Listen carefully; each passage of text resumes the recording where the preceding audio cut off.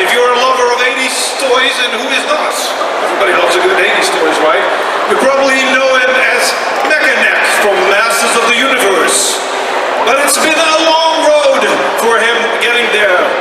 He's been doing stunts for a long time. He's been fighting. He's been sword fighting. He's been doing all kinds of martial arts. He even was a singer at one point. So we've got a lot to talk about. Dear visitors of Heroes Dutch Comic Con, please give a warm welcome to James Wilkinson!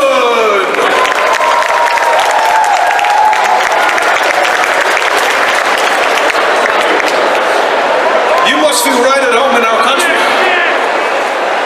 Let's check if this is what, yeah, it's working. It is working. Technical difficulties your end, but it's lovely to be here. It's my first time in the Netherlands, and it's nice to see so many other tall folk around. Yeah, right. Yeah. There's even people who are taller than you in this country. Have you seen them yet? Not yet, but I'm sure they're around. Well, they're not that rare even. I've been looking at a lot of backs in my life. Just, you know, at parties. Okay, let's sit down, because let's make ourselves comfortable, because I got loads of questions for you. Especially about, I've been doing my research, of course, and I came across this stunt website, and I came across all of your skills. And you have a lot of skills, man. That's pretty impressive. I'm gonna look them up. This is crazy. You have a full UK license for motorbiking. That's correct, right? You can jet ski. Yes. You can also rib cocks. I have no idea what that is. Does anybody know what rib cocks is? It's not how it sounds. Okay, good. It means I can drive boats. Yeah. Oh, okay, well, I never make that up. Okay, rib cocks. There's more. There's a full UK driving license, there's off-road driving, rock climbing, falls into water. You're particularly good at falling into water. Yeah, I spent 6 years doing it in Asia. All right. Yeah. Oh, we'll get to Pretty that good. later, because that's an interesting story. Yeah. Falls up to 10 meters. Yeah, I mean, if I fall 10 meters, but you wouldn't. not onto the hard ground. It's, yeah, there's like there's either boxes there, or mats, or crash pads or something, to protect the fall. But yeah, I can do that. 10 meters, up to 10 meters. After 10 meters, you're like, no, I'm not going to do it. They're never going to ask me to do that. After 10 meters, there's some fall guy specialist who that's all he does for a living. He just does the falls. Right, So there's no point in me going higher than that, because they're not going to get me to do that anyway. it's a whole different specialization. 100%, yeah, there's specialists in all aspects of stunts. So you get car specialists, you get underwater specialists, you get high fall specialists. Yeah, and then you get me, who's a jack of all trades. You're a jack, yeah, that's definitely what you are, because I'm not done yet. Helicopter work, does that mean that you can hang from one, or prevent one from taking off like Captain America did? Not that strong. I can hang out of a helicopter and hold my own weight up, but I couldn't see myself holding onto a helicopter. Yeah, that's just Steve Rogers, he's the only one who can do that. Stair fall, yeah, that's something, I'm always amazed at people falling downstairs. I'm like, how do you not break your back? There's a technique to it. So you kind of like tuck your extremities in so you don't get broken fingers and stuff like that. You'll pad up certain areas of your body as best you can, depending on the costume that you're having to wear, the wardrobe you're having to wear. And then the rest of it, you're sort of like rolling into it. So you're having that momentum, but you're trying not to have anything kind of clip your knees and things like that. And then the third thing is you just kind of like pray and hope for the best. Well, that's a lot of things already. Stuff I probably wouldn't remember if I was to fall down the stairs, but I'll try to the next time I'm, about to fall from the stairs. Boxing, of course, hand-to-hand combat. There's a difference between those two things, I guess. Hand-to-hand combat is choreographed. Boxing is like boxing in the ring. Right. Yeah. It's just instant. I mean, what you learn from boxing. Yeah. Yeah, like the technique and how to throw a punch and defend yourself with that. There's kickboxing, there's abseiling, there's cliff jumps from 10 meters plus. So more than 10 meters even. Wow. Snowboarding, swimming, trampolining, I think that's a new one, and I guess that's a skill as well. Trampolining, air awareness, yeah. I was trampolining when I was a kid, so yeah, adept at that. It's good. Then we've got wakeboarding, scuba diver, free diving. Now, that's all a bit like, did you put all that stuff on your CV just to be like, okay, I gotta get some stuff on there, and if they ask me about it, I mean, we all do that, right? But just random stuff on our CVs and hope they don't ask about it? No, this has all been attributed to the long, weird, winding career that I've had since the age of 19. I've done some crazy stuff and I've learned a lot of skills from being able to do the crazy work that I've done in the past.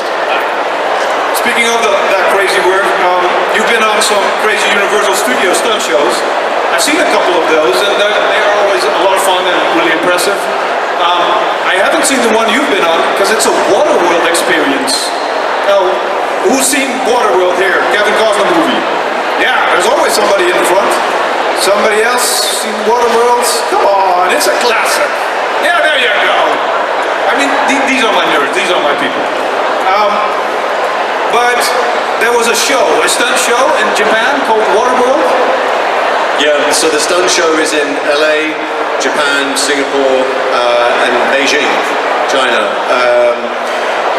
Yeah, that's kind of like how I got into the stunt game. So before I was doing TV and film, I was doing live shows across Asia, and it was great training. Like, we did everything. So a lot of the skills that you listed just there, I learned on the job, and I did them for 6 years, day in, day out, 5 days a week, 5 shows a day.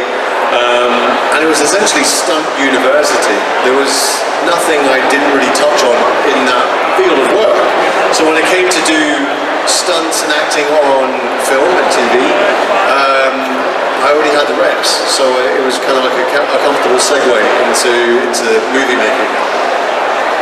Is it true that you were also on fire on a jet ski in that show? Yeah, I was on fire on a jet ski. Just another Wednesday for you? Yeah, well, we did a couple of shows a day, so it was, yeah. I've never, that's, now, I'm no Nostradamus myself. Mr. Mooi Schoenenbroek, right? Hey, nobody, I'm sorry, that's a Dutch joke and nobody got it. Maybe there was a little, no, okay, nobody got it. I'm so sorry. Never mind. I'm no Nostradamus, but there's a role in your future I have seen that is called Daniel the Giant Nostradamus. What is that all about? That sounds pretty interesting. Yeah, soon after I wrapped for Masters of the Universe, I was cast in a film starring Scott Adkins called Bedlam. And it's a period piece. It's set in Georgian times. It's set in this insane asylum, so I'm one of the insane members of that asylum. And it's an illegal fight ring, and Scott Adkins has to fight his way out of this fight ring, essentially. And I get to have a fight with Scott Adkins. So in the stunt game and in the action movie game, there's like a few bucket list things that you want to kind of like accomplish in your career. And being kicked in the face by Scott Adkins is one of them. And I'm lucky enough to have been kicked in the face by said Scott Adkins. So that's what I'm really happy with. Was it all that you hoped it would be? And more. I saw stars, literally. So he's a good kicker, I guess. So I'm going to leave most of the Master of the Universe questions to the audience. So if you have a question for James, please line up in front of the microphone and ask away, because that's what he's here for. He's not just here for answering my question, but I have enough. So let's just continue talking about... Hey, don't be shy, he's only 2 meters, that's not a lot for Dutch people, it's fine. But just in case nobody is a middle-aged dude who's interested in this, because I'm a middle-aged dude who is interested in it, I'm going to ask you, what were the action figures of your youth? Because you're in the Masters of the Universe movie. Was Masters of the Universe, maybe you're a bit too young for that? Yeah, I mean, being an action figure is wild. I never really thought I'd have that in my lifetime, so that's a wild experience, seeing yourself in a little action figure form. But when I was a kid, I was really into Action Man. I don't know if you have Action Man in... Yeah, it is like the bigger G.I. Joes, right? Yeah. So I had a bunch of them. Street Sharks as well. Street Sharks. Anybody like Street Sharks here? You ever have Street Sharks? I see some shrugging. Yeah, I think there's a movie coming up from about Street Sharks. Yeah. I think I had a couple of action figures, the biker mice from Mars. Yeah. Do you remember? Let's rock and ride! Biker mice from Mars. Yeah, anybody know Biker mice from Mars? Yes, of course you do. Please raise your hands if you like Biker mice from Mars. There's always you. Thank you. So yeah, I was Stretch Armstrong as well. Did you have a Stretch Armstrong? I'm not sure. I think I know it from movies and stuff, but it's just a dude you can stretch his arms and his legs, right? I melted him in the sun. What? Yeah, it was a really sunny day. I came back and half of his body was just like oozing on the patio floor. That sounds kind of awful. Reminds me of that burning Barbie doll in Black Hole Sun video clip. That's a whole other thing. Okay. I did my research and I found the following mysterious words in reference to your name. Butch Escobar, Roadhouse 2, Dalton. Now, I know a couple of those words because I know Roadhouse. Yeah. But what is this Butch Escobar? That's the character name of my character in the sequel to Roadhouse with Jake Gyllenhaal. And you probably can't tell us anything about it because that movie is not out yet, and I'm not even sure if has it been announced that it's coming? It's been announced, but there's no trailer, there's no synopsis, so there's not much I can say, especially not on the stage with their cameras going. But it's a really fun film. It's a lot of action. If you like the first movie, crank that up by 5, literally, because it's going to be much more of that. Yeah, the first movie was with Conor McGregor, right? And of course Jake Gyllenhaal. So, will you be fighting Jake Gyllenhaal? I can't say, but there's going to be some really cool fight scenes in there for sure. I hope you got a few good kicks in the face. Okay, we've got questions lining up, so let's go to the audience. And the microphone is a little limp, but okay. Hello. My question is inspired by my sister right over there. She wants to know if you were a cat, what kind of cat would you be? I'd be a Burmese. I grew up with Burmese cats. They're amazing. They're like the dogs of the cat world. They're just like little furry. My brother has a Burmese cat. It's called Leo, and we scrunch up this little tinfoil ball, and he will fetch it. He'll come back with it in his mouth. And I love Burmese cats so much. So thank you so much for that amazing question. I have 2 Maine Coons back home myself, so we're all cat persons here, I guess. Would you be a Mancoon then? No, I don't know. I'm not as nice, I think. Thanks for that question. That's Amazing. That's an awesome question. Next one, please. Skeleton Crew. Hi James, can you talk a little bit about Masters of the Universe? How long did you have to prepare for the role? How many days did you spend on stage? Did you actually get a look at what the character looked like, or did you do the research into the initial cartoon? Right, so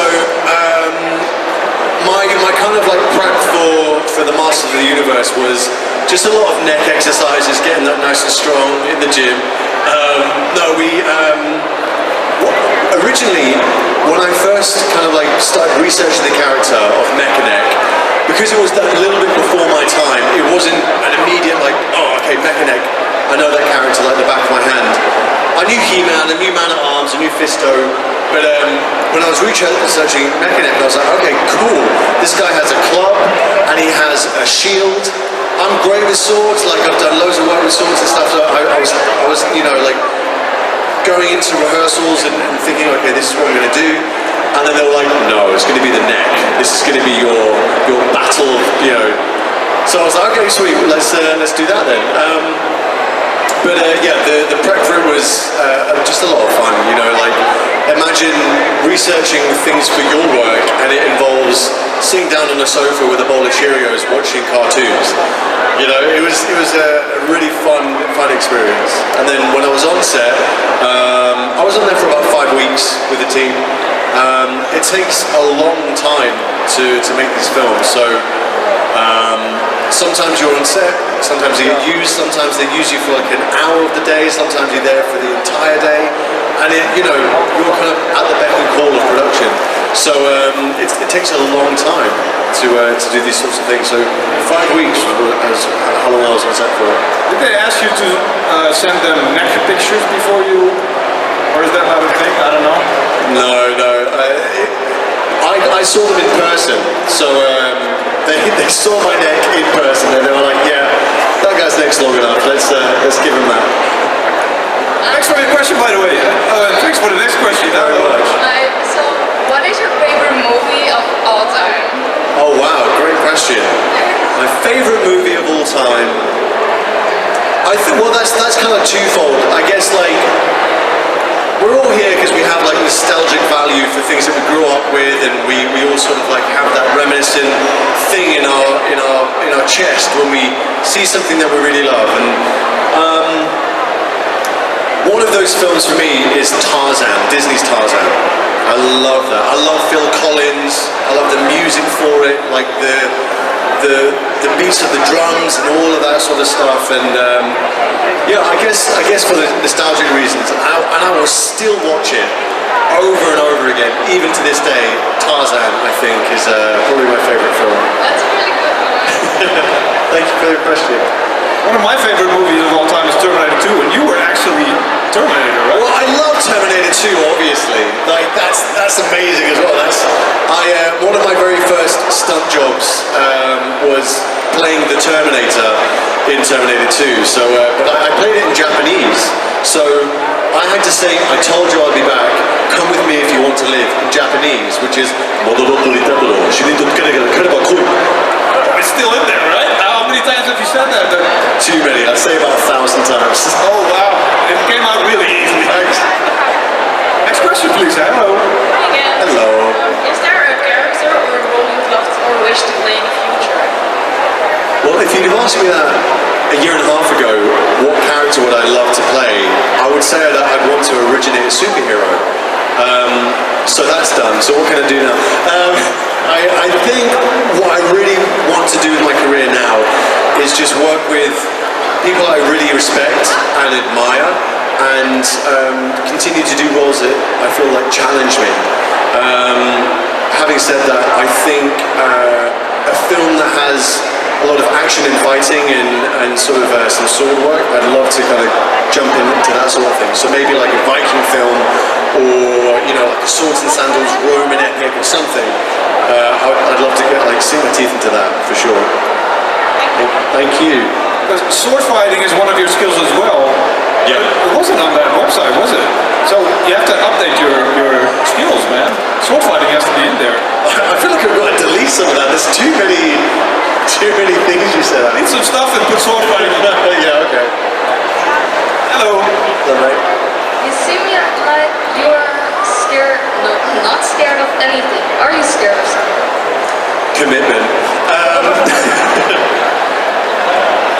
Oh wow, no, I'm joking. No, there's lots of things that you have to prepare for when you're doing stunts. So when you do these like big kind of fire burns or big action set pieces and things like that, it comes from meticulous training. So if you're scared of doing something, you just kind of like build up to it in small steps until you're comfortable. And that's essentially all stunt work is. It's a repeatable skill. So there's no good being a daredevil, which you can only do one time and then half your body's broken. Stunts you have to do one take after another and then be good to go into work the very next day.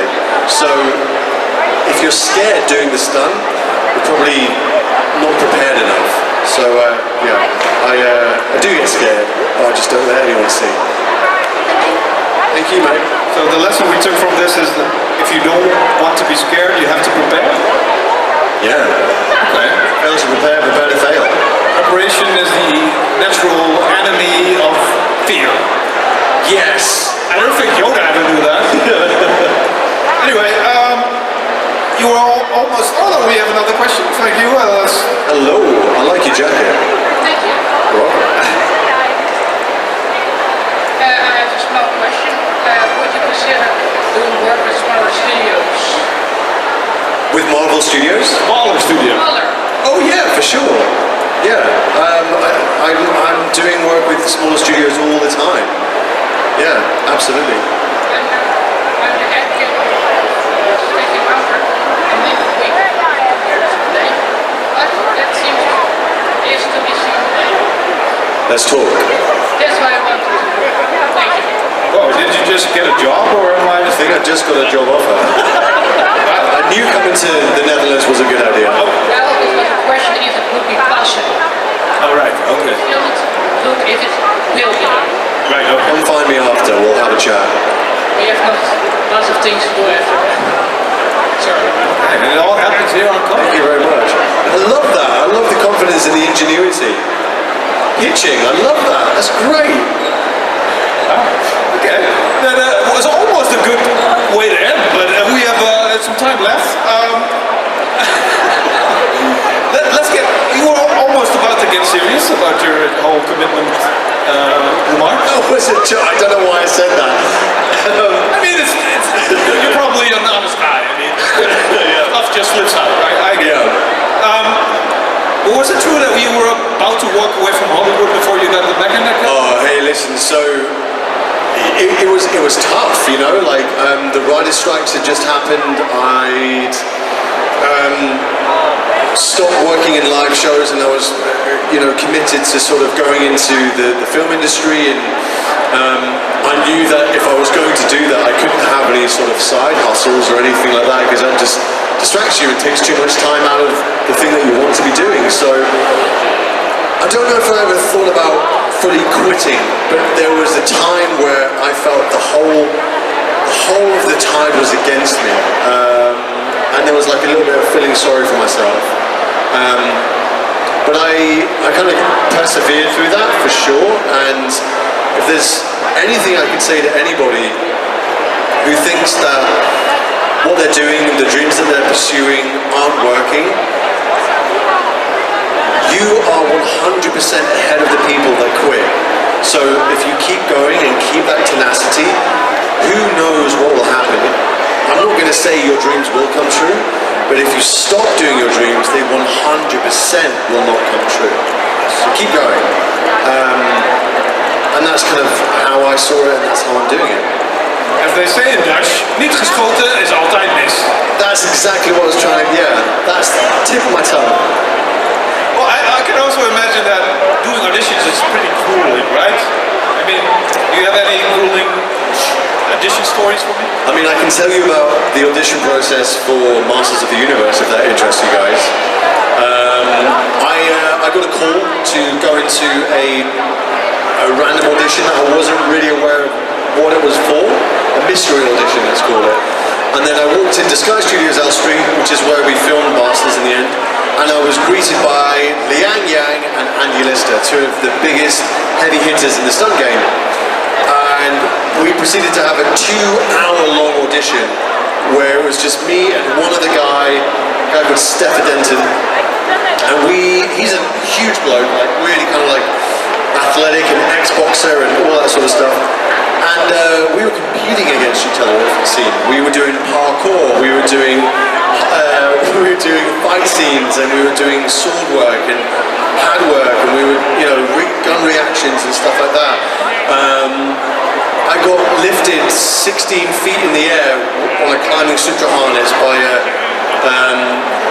hydro-powered rig to superhero land and do all the rest of that sort of stuff. And that was 2 hours, and then at the end of that we had to do our self-tape, which was going to get sent to, the producers and whatever.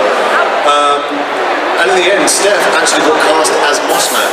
Right. Yeah, so we both got cast from that audition, and I think our competitiveness to kind of like one-up each other really helped out, because we brought out the best in each other. I love that story, and that's also a nice note to end on. Not just that you just got a job, but that audition story is pretty great as well. Thank you, James Wilkinson, for joining me on the stage. It was very nice to have you here. Everybody. everybody give him a